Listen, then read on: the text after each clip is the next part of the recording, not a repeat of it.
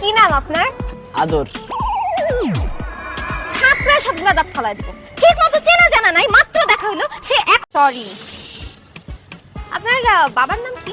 সোহাগ। মায়ের নাম মায়া।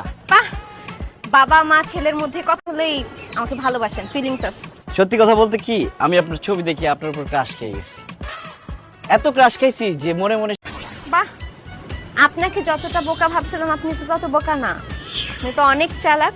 I like it. আচ্ছা, এর অসম্ভব, জীবনেও না। সিগারেটের নামই তো আমি বলতে পারবো না। আর মদ টদ কখনো খাইছেন, মানে নেশা পানি করেন? তাহলে তো আপনার সাথে প্রেম জমবে না। আমি গেলাম। আরে গেলাম মানে কি বলতেছেন এসব? আমার সাথে প্রেম জমবে না কেন?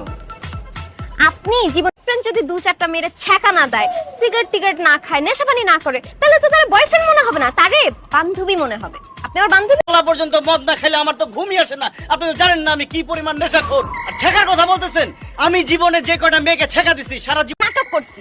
ছি ছি ছি ছি ছি, আপনি এত খারাপ? আপনি সিগারেট খান, মদ পানি খান, মেয়েদেরকে ছ্যাঁকা দেন। এইরকম খারাপ ছেলের সাথে তো আমি জীবনে সিগারেট খাই নাই, নেশা পানি করি নাই, কোনো মেয়ের জীবনে ছেঁকা দিই নাই। তুমি আমারে ভালোবাসো, আমি তোমাকে ভালোবেসে ফেলছি। আচ্ছা ঠিক আছে, আমি আপনাকে ডেট করতে নাম্বার 2 নাম্বারটার সাথে এখন ব্রেকআপ করে দিতে হবে না? আল্লাহ, আমি ইতালি থেকে বাংলাদেশে আসা প্রবাসী, বাংলাদেশের প্রেমের বাজারের এই অবস্থা। তো পার্কেটটা যদি 3 এই 2 নাম্বারটার সাথে ব্রেকআপ করতে পারেন তাইলে। আপনার এই কথা আমার খুব ভালো লাগছে। কোনো টেনশন নাই, আপনি শুধু 2 নাম্বার বয়ফ্রেন্ডের। তুমি আমার বাসায়, আমার যে কি খুশি লাগতেছে, আমার মেজাজটাও খারাপ হইতেছে। হালা তো ভাই হয়েছে, তো কি হয়েছে? বাড়িতে খাওয়া দাওয়া করে বিদায় করে দিতে পারলে না? বাসায় নিয়ে আসছো কেন? আরে আমি তোমাকে একটা সংবাদ দিতে আসছি, এইটা একটা দুঃসংবাদ। এই কেমন কথা যেটা শুনলে আমি হার্ট ফেল করবো? বাসা থেকে আমার বিয়ে ঠিক হয়ে গেছে। কি বলতেছো তুমি? হঠাৎ করে তোমার বাবা তোমার বিয়ে ঠিক করলো কেন? কারণ ভাইজান, এর জন্য আবার মানুষের মুখ দেখাতে পারবি না কেন? আরে ভাই আপনারে কিভাবে বুঝাই, আমার বাচ্চা আমার কাছে নাই, আমার বাচ্চা তো। আমি তো এটি, তুমি কি করতেছো? ঘটনা কি সত্যি? হ্যাঁ জান, ঘটনা সত্যি। ঘটনা ধামাচাপা দেওয়ার জন্যই বাবা ওর সাথে আমার তাড়াতাড়ি করে বিয়ে দিচ্ছে। শুধু আমার। ঠিক আছে, তুমি যদি আরেকজনের বাচ্চা সহ আমাকে বিয়ে করতে চাও, আমার তো কোনো আপত্তি নেই, আমি রাজি। একটা মেয়েকে বিয়ে করবেন, জীবনে ভুলে এই কাজ করেন না। আমি আমার খালাতো ভাইয়ের সাথে একমত। সোহেল, তুমি অনেক ভালো একটা মেয়ে পাবা। আমাদের মধ্যে যা কিছু হয়েছে। খাইছি। তুই আমার গার্লফ্রেন্ড সর্বনাশ করছস। এ তোরা কে কইয়া তোরা বাস? আমি ছাত্র হিসেবে খুব খারাপ ছিলাম, কিন্তু কোনোদিন স্কুলে স্যারের হাতে এত মার খাই নাই। আমি ছোটবেলায় অনেক দুষ্টামি করতেছি, কিন্তু একটা কথা ভাইবা খুব ভালো লাগছে যে আজকে থেকে তুমি আমার গার্লফ্রেন্ড, তুমি আমাকে ভালো। তারপরে তুমি আমাকে ভালোবাসো না কেন? আমি তোমাকে ভালোবাসতে পারি, কিন্তু আমার কিছু শর্ত আছে। যদি শর্তগুলো মেনে চলতে পারো তাইলে আমি তোমাকে ভালোবাসবো, আর যদি না পারো তাহলে কোনো মেয়ের সাথে কথা বলতে পারবা না, অন্য কোনো মেয়ের দিকে তাকাতেও পারবা না, অন্য কোনো মেয়ের কথা ভাবতে পারবা না, লিস্টে থাকতে পারবে না। শুধু মেয়ে কেন, ছেলেও থাকতে পারবে না। তোমার ফেসবুক জুড়ে শুধু থাকবো আমি আমি আমি।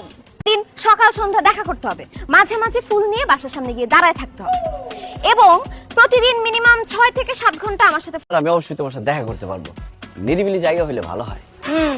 জায়গাটা কিন্তু আমি চুজ করব। শর্ত number 3, because you love me and I love gifts.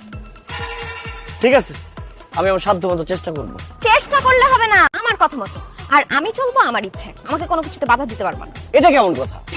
তুমি তোমার ইচ্ছা মতো চলবা, আর আমি তোমার কথার বাইরে যেতে। সাথে আমার ভালোই জমবে। তাহলে আজকে থেকে তুমি আমার অফিশিয়াল বয়ফ্রেন্ড আর আমি তোমার অফিশিয়াল গার্লফ্রেন্ড। আমি ফোন দিতেছি তোমাকে, যাইতে যাইতে ফোন রিসিভ করো, কথা বলতে বলতে যাবো। আল্লাহ, প্রেমের বাজারে তো পুরোই আগুন। থেকে নামতেছি।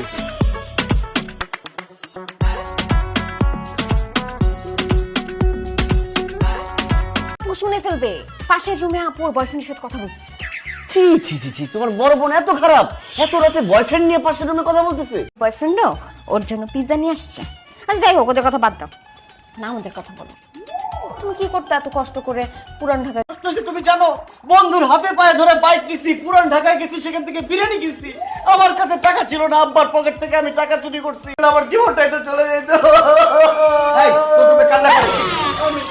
এই ছেলে কে? তোর রূপে কি করে? কান্নাকাটি করতেছি। এটা তো ছেলে না, এটা একটা চোর আমাদের বাসায় চুরি করতে আসছে। হ্যাঁ, চোর? জি আঙ্কেল, আমি একজন চোর, এই বাসায় চুরি করতে। সে কানবে নাকি নাচবে বুঝো না তুমি? সে ধরা পড়ছে, সে কান্নাকাটি করছিল, যাতে বলতেছিল আমি তাকে যেন ছেড়ে দিই, কিন্তু আমি তাকে ধরে রাখছি। জি তোর হাতে বিরিয়ানি প্যাকেট কেন? ও ও আমাকে বিরিয়ানি খাওয়ায়া অজ্ঞান করে সবকিছু নিয়ে যায়। তুই চোর চুরি করতে আসছিস, তোর একদিন কি আমার একদিন।